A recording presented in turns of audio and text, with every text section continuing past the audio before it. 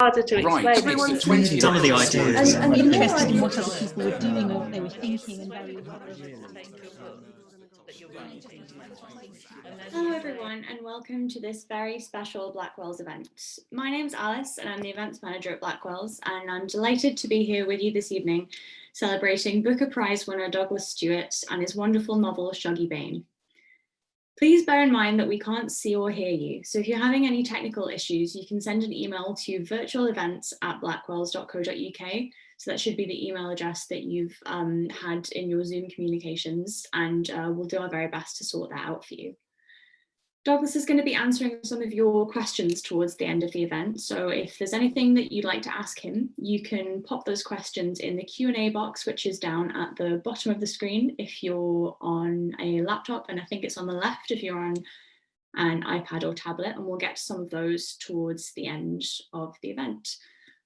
If you'd like to tweet about anything that happens this evening, you can use the hashtag BlackwellShuggie, and you can tag us at Blackwell Books if you'd like to, and I'll pop that info down in the chat in just a second. But I think that's everything from me. So without any further ado, I'll hand you over to our lovely chair for this evening, author and senior lecturer in publishing at Oxford Brookes University, Sarah Franklin. Hello, as if by magic. I do love this. So hello, everybody. I am delighted to be here, and thank you, Alice, for the introduction. If anybody isn't sure, then I think Alice has explained how it's going to work with the questions. I would say feel free to put the questions in the Q&A box as we're going along. And sometimes that's just easier, I think, to remember. But what I will do to not distract myself while talking to Douglas is leave time at the end to ask the questions and then for Douglas, obviously, to answer them. So please do sort of pop them in as we're going along, and then we'll get to them. I'll make sure to leave plenty of time. I hope you've got lots of questions for Douglas. Without further ado, it gives me enormous pleasure to welcome Douglas Stuart to see how this works. So excited. I feel like it's a sort of genie in a lamp thing. I should have like rubbed some. Start like that. So Douglas Stuart, as I'm sure most of you who are here already know, has had quite a year. So Douglas, your debut novel, Shuggie Bain, was published in the US a bit earlier in the year, and then later in the UK, and has basically been nominated for almost all the awards that it could have been. A long listing for the Carnegie Awards, amongst other things, shortlisting for the Kirkus Prize and the National Book Awards in the US. And wasn't it the National Book Awards and then the Booker Prize announcements were both one day after the other. And of course, Douglas is the second ever Scottish author to win the Booker Prize. You had a short story published in the New Yorker at the beginning of the year and one in September. So it's, been quite the quiet year for you. Yeah, it's been amazing. Thank you. Well, congratulations. I mean, it's such a beautiful book, and it deserves absolutely everything that has happened to it and has happened to you. So we wanted to start. I just want to ask you the sort of obvious question. What is Shuggie Bain about? Oh, thank you. It's so nice to meet you as well, Sarah. I'm so glad this is the last event we're doing of the year. And I'm spending it with you. So, and thank you for do you know what? As I said to you earlier, it's just delightful to be your kind of Christmas fairy and start Christmas off. But we need, I don't know, like party poppers and loud music and kind of horrible. I thought I was your Christmas fairy. I thought that's how it works. Oh, yeah. We'll get to that later. We'll get to that later. Shuggie Bain is quite a sprawling book, but at its heart, I think it's a love story. I hope it's a love story. It is a portrait of the Bain family, who are a proud working class family in 1980s Glasgow. And they are struggling to survive and to love each other through some changes that are happening within the family and also in the city and the United Kingdom at large. Agnes Bain is the mother of the family, and she is a glamorous, proud, gorgeous, gregarious, all the G's, mother of the family. But after sort of realizing that the world is not going to rise up and meet her very small, very realistic dreams, she starts to descend into addiction. She has married the wrong man, and she's married across sectarian lines. And when her husband sort of brutally abandons her and the three children at the edge of the city, Agnes begins her descent into addiction, or it sort of gathers speed and momentum. Her three children stay by her side and do all they can to save their mother and find their own way in the world. But it is her youngest son, Shuggie, who stays by his mother's side the longest. And Shuggie is also a very isolated character. He is othered quite quickly by people in his own family and also by the community around him. And so it becomes about these two characters that are trying to survive under the patriarchy and survive the moment in time and love each other through it. And so it's really the story of Shuggie and Agnes. Yeah, I mean, you were saying, weren't you, that it's called Shuggie Bain, but in some ways it could be called Agnes Bain as well. And I think for anybody who reads it, you just have this sense of this enormous love that they have for each other, and how they're sort of, their lives are so intertwined in just this really beautiful way. And I think it is a really, really sort of interesting, we don't often get sort of central love stories that are mother and son stories like this. Yeah, I think the love is complicated, but what it is unconditional. And I think that's always the most interesting kind of love to write about as a writer, when love is tested or when it's challenged, or when the characters are not always doing exactly what you would want them to do as people. The other character still comes back and rewards that with love. Is just something I wanted to do, and also to show how the three children approach their mother, because actually they think of her in very different ways. Catherine very quickly escapes or decides that she's off on her own world. Leek is my favorite character. He's the middle child in the book. And he approaches his mother with a very selfless kind of love.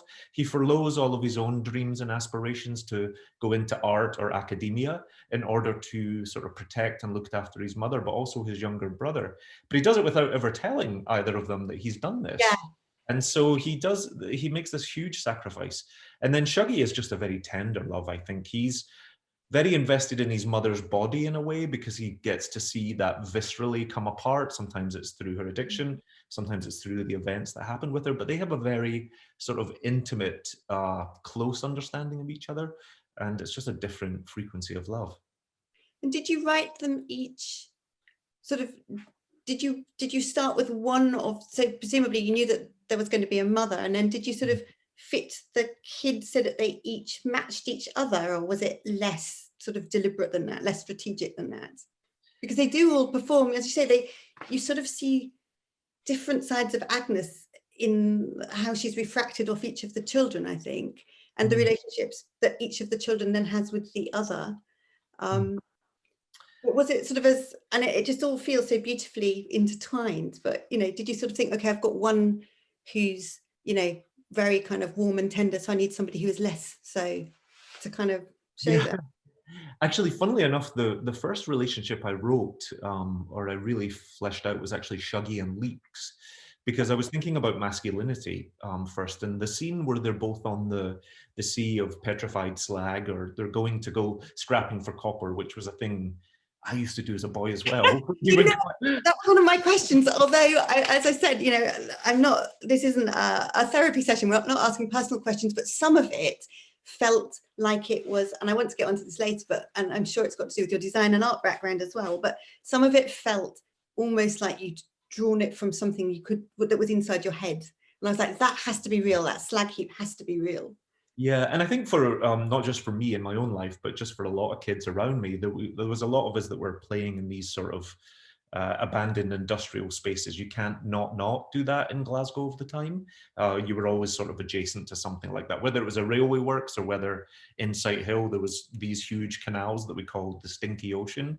It was neither an ocean nor, but it was fairly putrid. But we were always making our fun in these sort of industrial spaces, and so that was just something I wanted to do. But the first love relationship I wrote was actually the two brothers, and I was thinking about masculinity, and I was thinking about queerness, and I was thinking Leek for me is this really gentle, giving soul in quite a hard man's world, but he doesn't ever state it and he doesn't ever say it. He just is a heterosexual man that doesn't, you know, that is very ghostly in a way. And so I wrote about him first, but the three characters, the three children with Agnes, I was thinking about how they had a different perspective on their mother. Shuggie is just pure love because he's born into Agnes's addiction, and so he doesn't understand that things can be different. And so children can be like that. They can cope with an enormous amount of hardship because they don't have context, and so they just deal with what's in front of them. And they're remarkable in that way, actually. Leek is a little bit angrier, I think, because his dreams, he's sort of closed them down, but he's also a man observing this world, and he has a lot of anger for Eugene specifically, because of things that happen towards the book.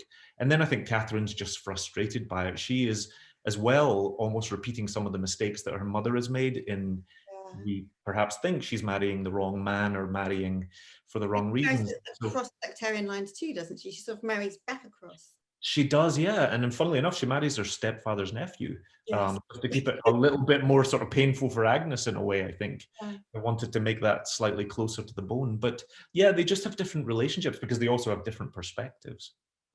Yeah, and I suppose, as you say, there were some different ages when they came into it. So yeah, that comes into I'd love you to read a little bit that shows us who Agnes is, really, sort of right from near the beginning. Sure, I would love to.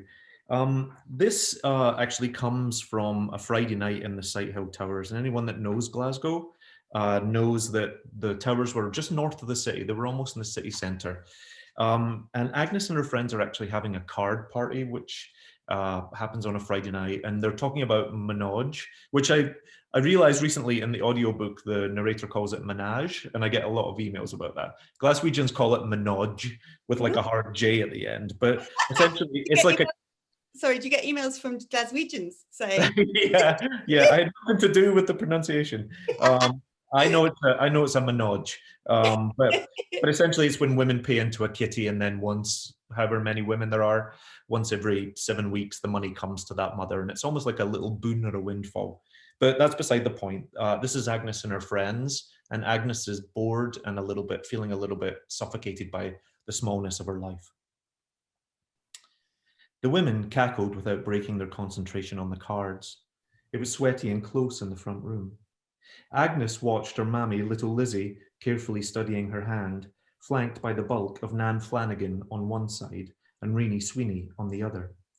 The women sat thigh to thigh and tore at the last scraps of the fish supper. They were moving coins and folding cards with greasy fingers.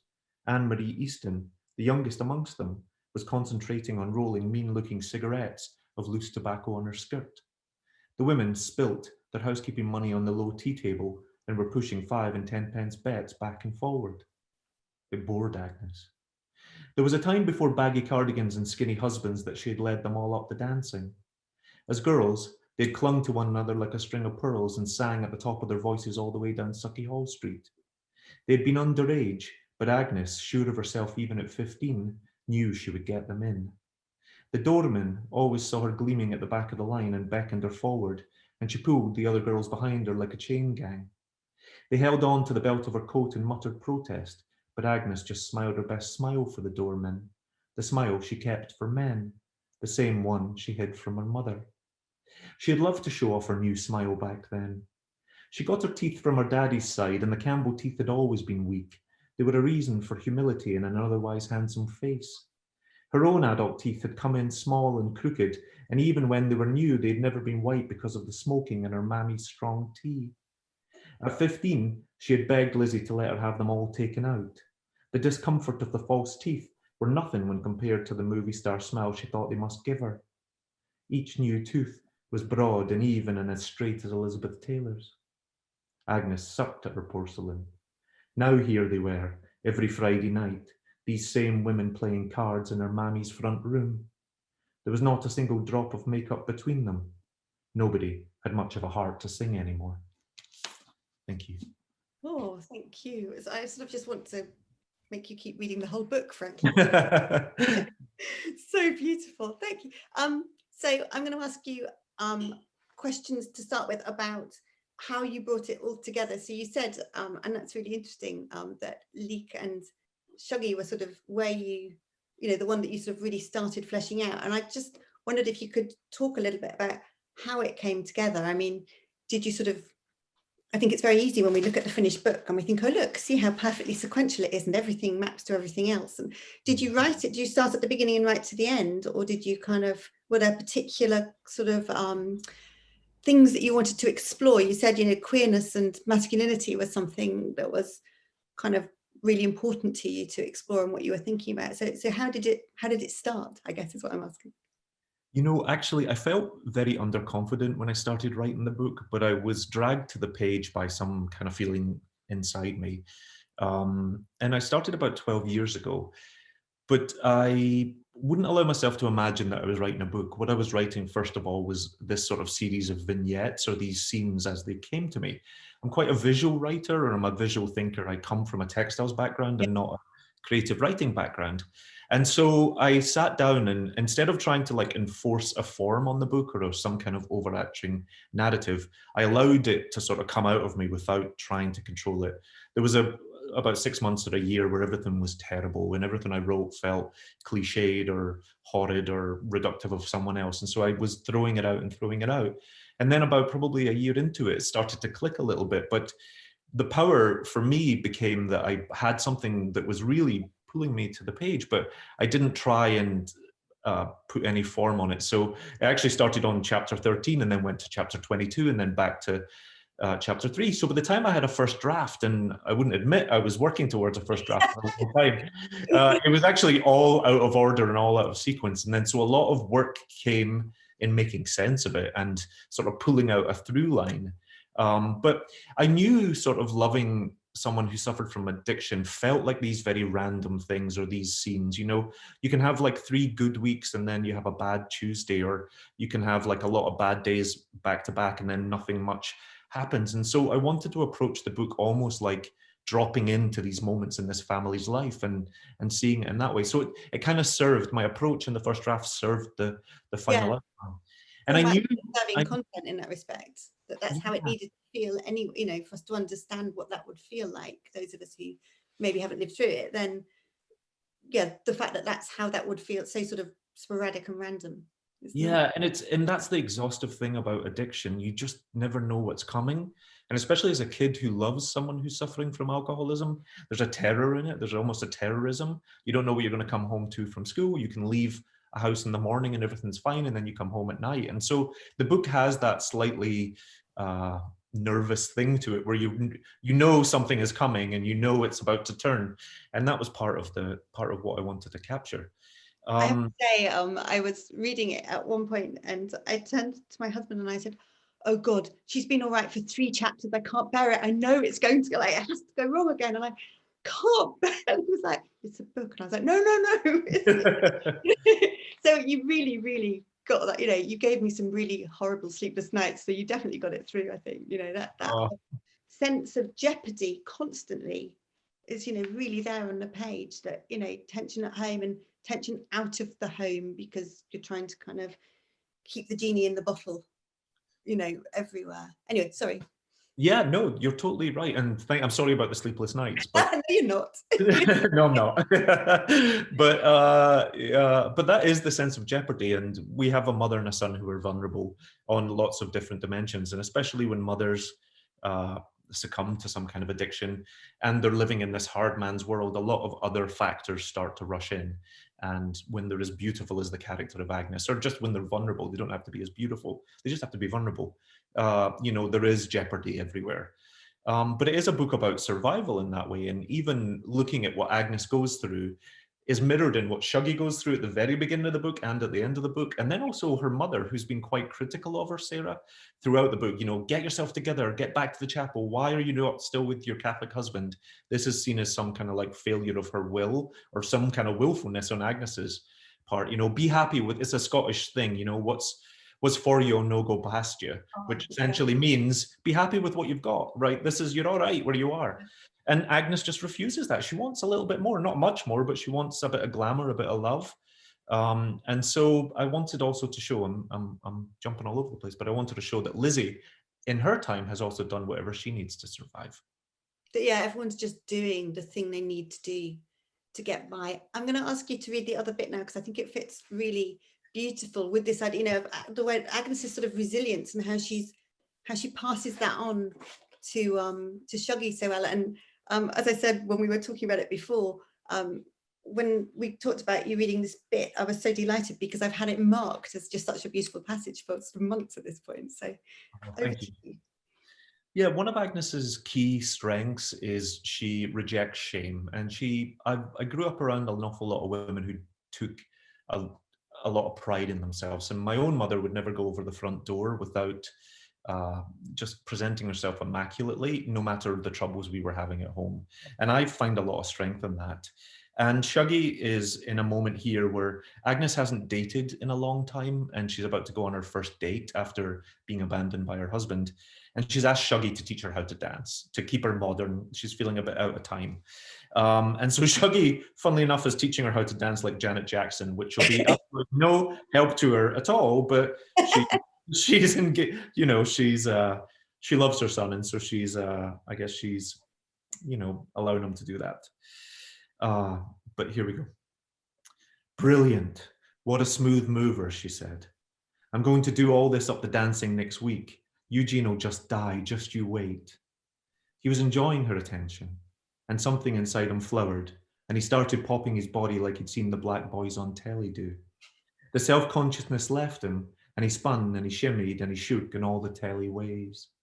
He was mid-cat leap when he let out a sharp scream. It was high-pitched and womanly, the same shriek he let loose when Leek leapt out of the dark at him. Shuggie stood with his fingers outstretched, frozen in time. He hadn't seen them at first, and he would never know how long they had been there. But across the street, in the window of the front room, stood the McAvenis. They pressed against the large glass window, and they were gutting themselves with laughter.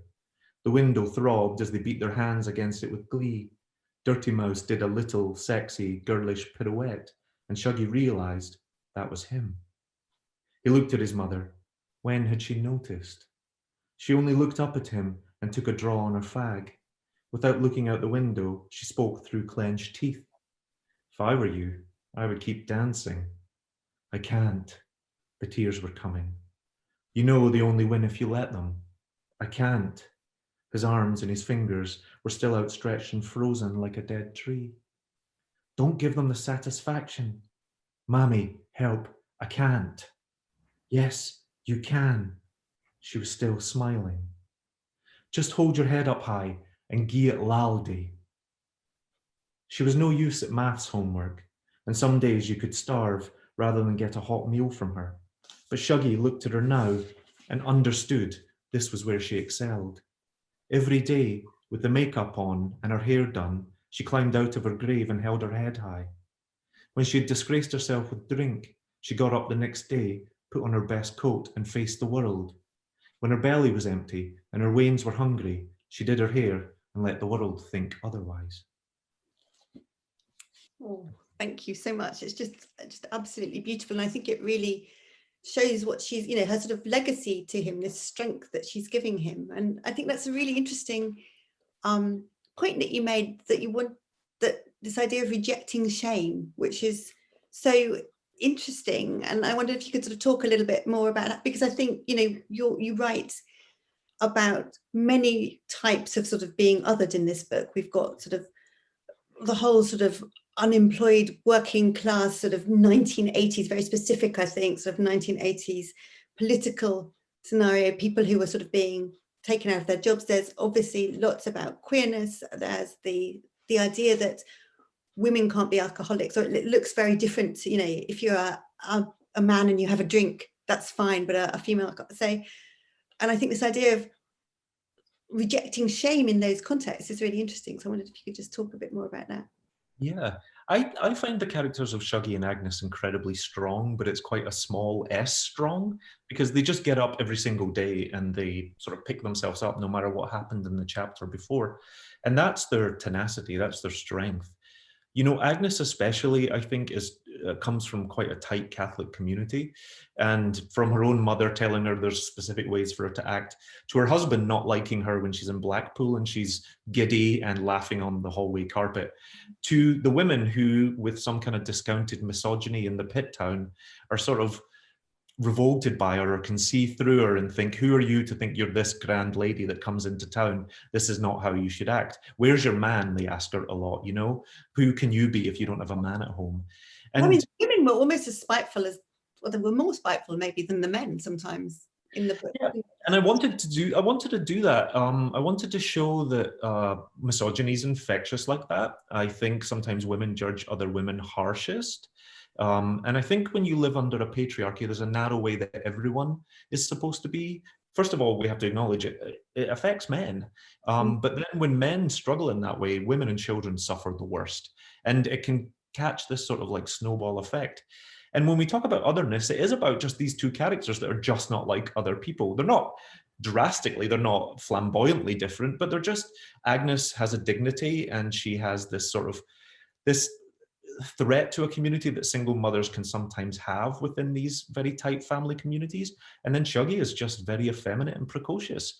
And the men don't know what to do with Shuggie, and the women don't quite know what to do with Agnes. But Agnes also has an audacity, right? Because she is as poor, she is slightly more damaged than a lot of these other women, but she won't ever show it. And there's a thing when people do that, that other people around them want to just sort of pick at it and pull them down and be like, I know what's really going on inside you. And the women in the community do that to her right away. But like you say, you know, I come from a long line of literary history where we look at, on the west coast of Scotland, or in Scotland in general, at addiction, but we often look at it from a man's point of view, and we forgive the guys, right? They can be as rambunctious or as gallous or as, you know, they can cad about and be destructive too, to themselves, to women, to everyone else. And we forgive them in a way because that's how men are. But we have a really difficult time, and I know this from personal experience, when mothers are fallible, and of course mothers are fallible. How on earth could you exist as a working class mother in that time and not face struggle and not face hardship? Both in your own dreams, but then when sort of the community around you is coming apart. And that's really just what I wanted to show, how hard that was. Yeah, and I just think you do that so well, you know, you can just absolutely feel you're sort of rooting for them, even though you know it on one level it's hopeless, you know, that actually this is the reality of how they live. And I think that was just what was so strong, you know, it's not going to get better. So what they have to do is just get up every day and get on with it. Mm-hmm. And they do that so beautiful. And, you know, for Agnes in a way there isn't, you know, I mean, for Shuggie, maybe there's an out because, you know, Catherine's gone and Leek, you know, is able to alter his circumstances somewhat. So Shuggie maybe can see eventually that there's another route. Mm-hmm. But for Agnes, you know, this is Agnes's route. She sort of knows that. And what can she do with that, really? So this is it. Yeah, and I think there was, you know, at certain times actually when the book was en route to publishing, I had conversations with editors. And in literature, we want the person to, like, we just want it to happen, for people to sort of rise like phoenixes from the ashes in that way. And as a young man who lost, my own mother suffered with addiction from my earliest memory, and then I lost her at 16, Sarah. I just knew that wasn't the case for everybody. Some people don't make it out, or they don't manage to survive. And my job as a writer is to be in service to the characters, not to be in service to what a literary editor expects. And so I sort of, and this is not my editor I'm talking about, these are people I met on the journey. Mm-hmm. But I knew that I had to tell the story as truthfully, because I think so many people suffer loss through addiction, whether they lose themselves or whether it's a family that loses someone they love. And that's what this book is about. I mean, Shuggie's entire life is just swept up in this and in his mother's addiction. That's why we start the book with him, and he's this lonely boy sort of like looking across the city in a way. And then at the end, you know, him and his friends are also bereft in that way, and Leek too. Yeah, and it would have felt, oddly, I think it would have felt cheating if the book had sort of run its course any differently than the way it did. I'm trying not to kind of spoiler it for the people who bought the book with the thing. You know, I think it felt that you honoured everybody's kind of path, really, and they went the way they were going to go, basically. You know, that means a huge amount to me to hear you say that, Sarah, because I think ultimately, even if you write a character going through a difficult time, if it feels like it comes from a place of truth, then you're giving that character a dignity. And I think if you lie about it, or you bend it to the expectation of a reader, and I had no idea who would read this book, you know, no writer really does, certainly not debut novelists. But I knew certainly what the characters were experiencing, and I wanted to make sure, even if it was difficult and even if it was something we didn't want to look at, it still had to be written truthfully, and that gives a hard time its dignity, right? Because I think we're taught so much to hide things because they're shameful, and you don't talk about poverty, and you don't talk about addiction, you don't talk about your mum suffering, especially as a man, because you know that's just, you don't take that news out into the world. And maybe a man even harder, because why aren't you being a man and doing something about it? How are you letting your mother suffer? I mean, oh my God. And that, like, that I could just lie on the sofa and we could go into therapy now. Like that. We'll do the therapy. I mean, that's like wrapped up in such complicated things because, you know, why do we feel responsible for our mothers? Why, as men, do we have that? And then so much guilt as a young man that I couldn't save my mother, right? That it's followed me through my life. And part of that is why I write the book. That's why I took 12 years to spend time with these totally fictional characters, but in the spirit of my mother's struggle. And, you know, that's love. Well, I hope that's love that like makes you want to keep writing about that, because damn, it was tough sometimes. Yeah, no, it has to be love, because there's nothing else. Surely there's no other emotion strong enough to get you back to the page to kind of bring that stuff out. I think so, but it's a complicated relationship for, you know, for gay men or straight men and their mothers. Yeah. Oh. So I wanted to ask you. So you've been in New York for. I'm going to just move us away from the therapy for a moment so that we can both. But you've been in New York for a couple of decades, and so you'd been there. And I have this is really not about me, but I lived in the States for a number of years and couldn't write until I moved back. And it was as if all the emotional energy that went into being overseas. So you've done it the other way around. I mean, you're an American citizen now, or so you're kind of, and you're there and that's your life. But you'd been there for what, sort of 10 years before you started to, and I wondered what it was, like what the catalyst was that meant now was the time to write the book. You know, what made that happen when it happens? Yeah, that's a really that's an amazing question that gets quite a complicated answer, or maybe it's simple. But I think first of all, I'm actually a citizen of both. I'm still British and American in both ways. But I sat down. I feel like a man that's two different people, right? And so, you know, growing up in poverty, getting a Monday book and a Tuesday book, and having addiction at home, and having, you know, never knew my dad, and my mum dying at 16. Sort of untethered me in life in a lot of ways, and I sort of was blown away from Glasgow without ever wanting to actually make any conscious choice to leave. But I was lucky in a way that the way I was afforded an education and the way that sort of built. But I find myself in New York and I feel just homesick inside myself, or not complete. And so I actually found the distance. You know, I hated New York for the first couple of years I was here, because I don't know, it wasn't, I wanted to be in Glasgow, I wanted to be at home in Scotland, and I felt, you know, I don't know. I had a tough time grafting on here. Sure. And so I think sitting down. You could have moved home at that point, or did the home wasn't there anymore anyway, because you were homesick for the people and the stuff, and Exactly. And so I couldn't. And so where was my home when after my mum died at 16 and I'm by myself? I have siblings, but you know, I couldn't graft myself onto their life. We're getting back into therapy, but you know, so I think in some way writers are always trying to explain themselves to the world, or to reconcile parts of themselves. And for me, writing Shuggie, the distance was a huge help, because it brought a sense of clarity. So it let me know the story I wanted to tell once I knew what it was, but also brought a lot of longing, or a lot of sort of the desire to explain Glasgow to the world. I've been married for 20 years too, or I've been with my husband for 20 years. And he didn't understand, sort of, he comes home to Glasgow twice a year with me. He knows my family very well. But I think men still have a difficult time explaining some of the things that happen to us. We don't often express ourselves clearly enough or fully enough, or certainly west of Scotland men are not encouraged to do that. And so sitting down and writing Shuggie and just saying, this is what a gas meter looks like. This is what it looks like when you find your mother not on the bed, but next to the bed. You know, these very sort of small, simple things. I had no other language to tell it to my husband or to tell it to the world. And so writing helps you do that, I think. Yeah, that's really interesting. And the devil in the details, you know, exactly that. This is what it looks like when your mother's not on the bed, is probably the thing that your husband, you know, assuming that he doesn't share an identical background, would have had that's a question you wouldn't know to ask. You know, even if you wanted to sort of talk to somebody about it, you you wouldn't have the vocabulary to ask. And as you say, you know, coming from the west coast of Scotland, and certainly, you know, growing up as I did too in the 80s, 90s, men didn't talk about that stuff, you know, so there's no vocabulary in either direction. So when you started writing it, so you'd been there for 10 years, and that just, was it the sort of longing that had just stayed with you and you thought, I have to do something about it? Or was it I need to explain this, you know, to my husband, and this is a way of...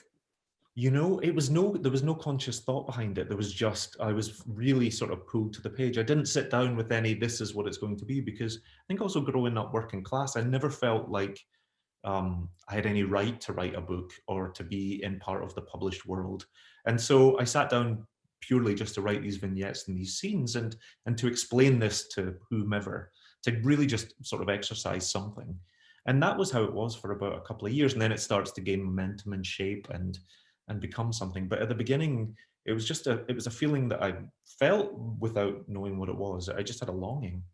And are you, I mean, I guess because your sort of other career is as a designer, as you say, and you work with textiles, and I suppose, you know, they're both creative careers. And so to a degree, do you find that you've sort of learned to trust that impulse when you want to do something, you know, you want to do something creative, you do it because, you know, follow that and see where that goes? Yeah, and actually that's the first time I've been asked that, and I think you've expressed it perfectly. I've always known to... Time you say the nicest just right before the end of 2020, but but you're right. I've always, even though I've never been able to express myself or how I feel on the inside, I've always had my creativity to lean on. I've always been able to create something, and especially in visual art, you don't always think about what it is you're trying to do. You just follow instinct in a way, or you just go to it and you start to build. And although textiles and writing are very different things, there is a relationship with time in both of them. There's a sort of attention to microcraft, that you sit and you do lots and lots of small repetitive things, and it starts to build up to something larger. And before you know it, you step back and you have a tapestry or an embroidery, or you have this landscape that you can then go in and see as a whole. But it first of all starts with these small actions and commitments. And you don't need to know the plan. I know nothing about textiles. Yeah. You know, but nobody would let me anywhere near that stuff. So, but would you not? You don't necessarily need to know where the tapestry is going when you start it. You don't have to. I mean, the net equivalent of a tapestry. Yeah, I'm a knitter, so knitters get to do whatever they like. We get to go wild sometimes. Some people need a plan. Some other people just express them, and so it's okay to just sort of explore. Do you still knit? I do. I'm a terrible hand knitter, which you might know. I was so I do all my knitting on industrial machines. Amazing, amazing. And do you have one still, or are there the sorts of things that kick around in your compartments? It sounds like yeah, I've got two. But actually, they're very similar as well to like the ones my mother would have or my granny would have, and you'd strap them to a tabletop. Oh yeah, and you knit away like that. Yeah. Oh, amazing. I'm willing to bet that that's the first time you've been asked about knitting. Natalie Haynes asked me about it a couple of weeks ago. But she thought I was a hand knitter. Oh no, well no, that would be amazing too. But that would be almost more amazing. But I think this idea of making huge things. So what was the point? So you were sort of at it for a couple of years, and again, I wonder whether because you've got a mind that's trained to allow creativity to go where creativity goes, that's probably why you're also comfortable with the year of kind of the stuff that wasn't working, and also that you had an impulse, an instinct that you could trust, that you knew it wasn't good enough. Because I think people without sort of formal training, maybe in creative writing, who were just doing that, wouldn't necessarily know that it wasn't good enough. But I'm guessing that's partly because that's happened to you in your entire sort of personal creative life. Yeah, and so I think the first thing is perseverance, and so you have to, as a writer, rejection and failure are part of what we go through, and so you have to just keep coming back and trying to improve on what you have. And part of that, of my ability with that, comes from visual arts. We are incredibly critical. We're incredibly critical in the visual arts, and it's all based around prototyping. So you're always making something and then throwing it away, and then making the next version of it and throwing it away. And so that's quite a useful skill in writing as well. I mean, I saw Muriel Spark the other day that said, I write it once by hand, it's Oh my typed, God, and the yeah. book is done. That is not my approach. I am someone who will like consistently improve on things. I am not Muriel. I could never be Muriel Spark, but I think well, I don't know. The right we could do that. we could do that. I wish I was Muriel Spark, I should say. But my own approach is and to be critical on myself, and then to sort of like keep improving as you go along. And so I think as a writer or as someone who's going to write a book, however you get there, but it will take some perseverance. And what was the point at which you went from, okay, I'm writing these vignettes, and if nothing else, and even if it wasn't as conscious to begin with, but and if nothing else, here is the vocabulary I now have to kind of talk to my husband, because your husband was the only person you shared this with, right, for ages. Right. What tipped and made you think, actually, maybe I could see if this could go more widely? Maybe maybe this is a novel, and this is something I can do. Because it sounds like that's an awful lot to you've had these decades of this not being something that people like you do. And I think that's really true of an enormous number of people like us don't do things like that. So what kind of gave you that confidence to go, actually, maybe people like me do things like this? I was incredibly blocked. I felt like I couldn't get past Shuggie Bain at a certain point. And in the 10, 12 years, 14 years that I was writing, I actually had completed my second novel, Sarah, and some short stories. And so I was writing. The important thing for me was the craft of it and the doing of it without the expectation on the publishing. And I liked that as well, because I'm also in an incredibly creative field where I have to share everything I do as soon as I've done it. And people take it and they pull it apart and they cut it up and they put pins in it, and then it goes out into the world. And so for me, I was incredibly protective of my writing. But there comes a point at about the 10-year mark where I can't move on with my life. I can't sort of proceed. This is just a thing that I keep going back to. And so I wanted then to take it and see if it could be published. And I followed the same path that any debut novelist does, where you query agents and then your agent takes it and sends it around the editors in the city. So there was nothing especially special there, but I had to. It came a point where I just couldn't keep it to myself anymore. Oh, that's great. And then the agent obviously said, you've got something here, which is, fabulous. And it went, and we've heard, I think it's already a myth, isn't it, that it went out to a number of editors. And at that point you were just like, well, what happens, but I've kind of moved it past me now, at least. Yeah, and it was good. It was cathartic just to have someone else read it other than me and my husband, because there's a little bit of insanity that comes with keeping something to yourself for that length of time. You're like, you have no content, is it? Am I just insane? And your husband, of course, is encouraging. Otherwise, you wouldn't have much of a marriage. But so it was good. But it took my agent 6 months to read it, to get it out of the slush pile, and to do that. And then when it went out and it was sent for submission, it was rejected. She told me 20 times at the beginning, and then I told the press. Then she told me 32, and I told the press 32. Actually, it turns out it was about 44 times. Oh. The number keeps going up. No. But for anybody that's going to write a book, that's really, it's an important thing to learn, because writing is about rejection. You will be rejected a lot. And so it is about resiliency and perseverance. You'll be rejected by agents, by editors, by readers, by critics. And actually, even post winning the Booker, Shuggie is still being rejected by international editors. There are people who that's just a part of life. So don't take it too hard. But what you have to know is that you love the thing you made, because you're going to be tossed around in some rough seas. And the thing you want to cling to is the work that you've created. I think that's really, really solid advice for people thinking of doing it. And so you alluded to this sort of briefly a bit earlier, but about sort of editors taking it and saying, well, actually shape it like, sort of, here is what the reader will expect and do this to it. So I wonder what the distance is between, obviously, the book that was in your head that then sort of you eventually wrestled to the page over these 10 years, and then the book that we have in front of us now, how much was changed. I also I was reading your New Yorker short stories ahead of this, and there were a couple of bits in one of them, and I thought, oh, that's the editor clarifying something for like that sort of a line, and I was like, that's been put in by an American editor to clarify whatever that, you know, like it wasn't a menage, but it was that sort of thing. And so I wonder how much of that went on with Shuggie. I mean, I'm sure that, oh, well, tell me, does the core, you know, the essence of this book is still the book that you created? Well, actually, the path through rejection, let's call it, is also the path to trying to find your champion. It's hard to publish a book for anybody in the world. There's so many voices, and you're looking to find an editor that believes in your work as much as you do, because it's hard. It'll be hard to bring a book into the world. And so I was incredibly fortunate that my editor said, if you don't want to, I will have edits because that's a natural process of writing. If you want to reject them all, I still love this book and I want to publish it. And so the book didn't change. It distilled a little. We sort of trimmed bits that felt a little bit like fat. And actually my editor came to me with line edits as a natural part of it, where he would strike through things. And as a creative person, I couldn't cope. I couldn't take it. I didn't want these in my work.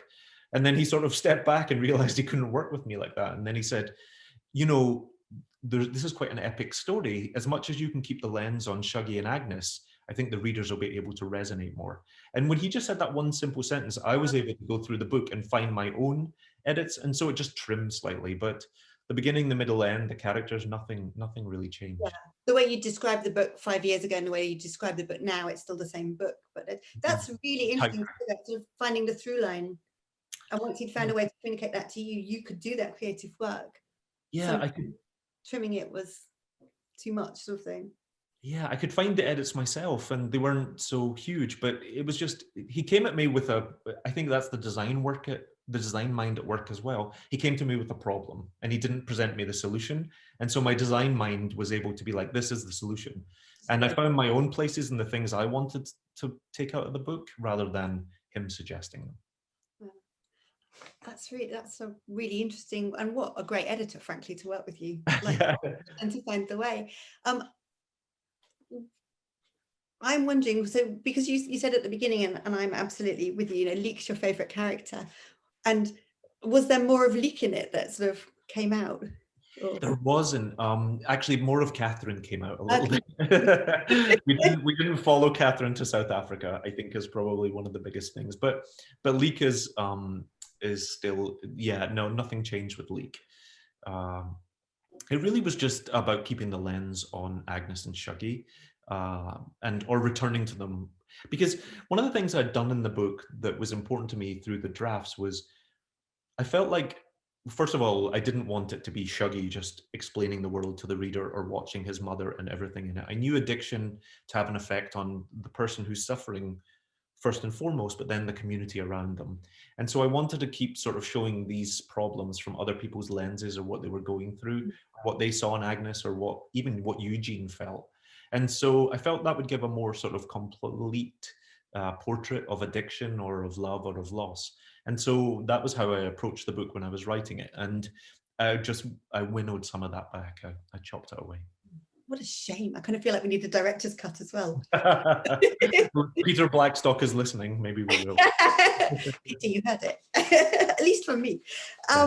So I'm going to ask you a couple of sort of what's next questions, and then we've got questions coming in already in the Q&A. And although greedily, I would just like to keep you to myself, I'm going to let our lovely audience have a go too. So, stupid question really, but what's changed after the Booker? Everything has changed, and absolutely nothing has changed, because it's felt very surreal. I have not left the house. We're still under quarantine here in New York. So I haven't had a chance to see my family or a lot of my friends. And so most of my life has been lived through a camera. And so not much has changed. And then at the same time, so many more readers are coming to the book and I'm able to share with them. So everything's changed. That's all any writer wants, is people to connect with a story. And so that's been huge. Oh, I mean, it's incredible. And so should all the readers come, because it's such a wonderful book. And your next book's already done. So you sort of wrote that sort of along the side in a way. It's a totally separate story to Shuggie, but it is set, it follows two young boys who fall in love, but are separated, two young men, I should say, not boys, but are separated by sectarian gangs and territorial gangs in 1990s Glasgow. It's really a comment on what we do when we ask young men to man up or to become harder or more sexualized. And so it's really following this very tender love story, as one of the boys is actually sent to the north of Scotland in order to make a man out of him. And that has disastrous consequences for the family and for everyone within the book. And so I'm excited, and I think it'll be announced really soon. I'll be returning to Picador and to Grove Atlantic, Oh, and I think lovely. it'll be 2022. Oh, fantastic. And it sounds wonderful. And, themes that obviously you're going to write about with that same sort of care and heart that we see in Shuggie. So yeah, and actually it kind of is, it's going a bit deeper into some of the things I touch on in Shuggie, but it actually focuses a lot more on the things I've been writing about in the New Yorker. Just that sort of queerness and trying to find your tribe in yourself when you're sort of living on an industrial landscape, and men are, are in a very narrow way, I suppose. And so I'm always sort of fascinated by tenderness in men. Like sometimes it can be very brave, and it can be like a real radical act of bravery for a man to be gentle and kind and tender and sweet, even, especially if he's caught in gang warfare or these other things. yeah, I think it's something you do so, well, certainly in those short stories where it's explored a little bit, it's something you just do so brilliantly. And it's a story that we don't, and I think, in the 1990s there wouldn't be the internet. I think kids who are growing up now and maybe don't fit a kind of, a view of what's happening where they live. Kids grow up in a context, as you say, and maybe you don't. Now with the internet, people can maybe find their tribe, and that has to be helpful in some ways. I'm sure it's also problematic in others, but for the most part, being able to go and find the other people like you must help. But actually, I think setting it back in the 90s when presumably there was none of that. Yeah, and that's definitely part of the motivation for writing it, is about adding just another voice to queer history. Because I have young gay friends who don't understand that feeling, because they open the internet at 13 and they find their own tribe anywhere in the world, or people who like the things they like, and that's such a positive thing. But for people that grew up in the 80s and 90s, especially when poverty can be quite a limiting thing, you don't get to go into town because you've got to think about bus fare, you don't get to see more than the few streets you're on. You can really feel like that's your entire world, these 4 streets of a housing scheme or whatever. And certainly your entire perception of yourself is informed by the people who also live there. And so that can be a very such a weird echo chamber to grow up in. And it's only much later as an adult that I managed to find my tribe. But that can be a hard road, and that's what I wanted to write about. Well, it sounds amazing. Right, I'm going to go to questions because I've realised I've left nobody any time. Here we are. So, hello, Kieran Millwood Hargrave. It's the first question. How lovely. Hello, Kieran. How early on did you know this would be as much Agnes's story as Shuggie's, or was that always the case? I knew that I wanted to. Hello, Kieran. First of all, I almost wanted the baton to pass halfway through the story, where we're sort of following Agnes. I wanted the question to be, why is Shuggie by himself at the beginning of this book? I didn't want it to be a huge reveal where we're waiting for this moment to happen, but I already wanted the reader to be thinking about it, or to be sort of conscious of it. But I knew that it had to be a story that was shared by 2 people, where Agnes sort of comes down a little bit, Shuggie starts to come into his own. Because at the center of the book is the question of how far will you go to save the person you love the most before you have to save yourself. And so Shuggie's concern almost shifts onto, well, Leeks does too, onto what does this mean for me? But then I also didn't want to do some kind of thing where we just looked at a woman disintegrating and all the characters were watching this one character. This is about 2 characters in isolation. They're almost a yin and yang, where they're spinning together through the universe. And hopefully it's more powerful to think of them clinging together rather than everyone just watching one person at the center coming apart. Yeah, that makes complete sense. Thank you. So Christine Fairchild has written, hello Christine, has written 2 questions, and I'm going to, I think we'll do them, I'll ask you them together, but then feel free to answer them separately. If you hadn't had the background you had, would you still be a writer? That's the first one. And then probably connectedly, what did your siblings think of the book and of you writing it? Well, hello, Christine. If I didn't have the background I have, sometimes I'm asked about the biggest inspiration on my writing. And as someone who didn't grow up around books and actually came to books as a young man, I think the biggest inspiration for me is the sort of the strong verbal storytelling that happens in working class communities. And part of the reason why I love writing dialogue and dialect and all these different tongues is because we grow up as natural storytellers in Glasgow, even though we don't read. And growing up without books wasn't unusual for the time or the place that I grew up. And, you know, a lot of my friends didn't have the same sort of thing. But we were storytellers. You wouldn't ever be allowed to go visit an auntie or a neighbor without being expected to entertain them or tell them something, even as a young kid. You know, we think about these legendary Hogmanay parties where people sit and sing songs and tell stories. And so that's just part of what sort of made me. So I grew up amongst storytellers, even though I didn't grow up amongst books. And then my siblings have always been sort of supportive of me. One of the interesting things is because there's such a big difference between my sister and I in age, it was a revelation to her too, put it that way, that these things sort of happen. She's also not queer. She didn't grow up in that time. You know, she knew more of my mother when my mother was okay, or she was a younger woman before she folded into addiction. Had a whole different experience in the way that you were two people. Your mother was a different person with her than with your sister. Exactly. And so writing the book is a way for us to sort of explore issues that have affected our family too. So it's been good, but I don't write to step on people's toes. And so I let her read the manuscript before I let anyone else. Amazing, thank you. So 2 questions in 4 minutes, right? I can do this. So this one is from someone who hasn't signed a name, but thank you for this opportunity. The question I wanted to ask concerns the choice of setting for this novel. I understand it might be due to familiarity, but there is a surge of novels in Scottish contemporary literature, I hope so, set in the 80s, 90s and depicting working class characters. How much of this is also tied to the importance of this period of time for Scotland as a country? Is it a way of depicting the strength and resilience of Scotland during such a hard time for the country? And also how within poverty, people created a strong community and solidarity? Absolutely. I don't think you could live through the 80s in Glasgow and not be inspired by it or affected by it in some way. And it's not that the whole city went through a tough time, but certainly working class communities and then certainly some housing schemes went through an incredibly difficult time. I think the number is about 26% of people were unemployed. We know that it took 14 years off of life expectancy of people living in the East End of Glasgow, especially.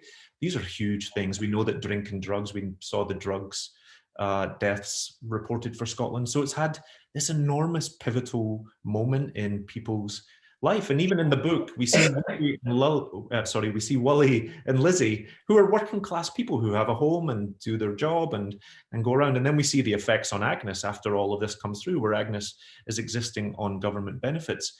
And those are 2 different ends of the working class spectrum as well. These are different experiences. It's not that the working class is monolithic or that everyone is the same. Some people came through the 80s in Glasgow stronger, better, tighter, and some people didn't make it. And so it was about sort of showing the full experience. But even within the Bain family, the reason why I wanted to incorporate like the character of Annie and Ginty and then Leanne at the end was to show this isn't just one family that had a tough time. This was a community that was going through a crisis. Thank you. And I think it is just such an important time, wasn't it? So final question is, I'm going to give you a yes, no answer so that we can allow lovely Alice back. Do you think you'll write about Shuggie again? No, but I am excited that I'm hopeful that he's going to come to a television series soon.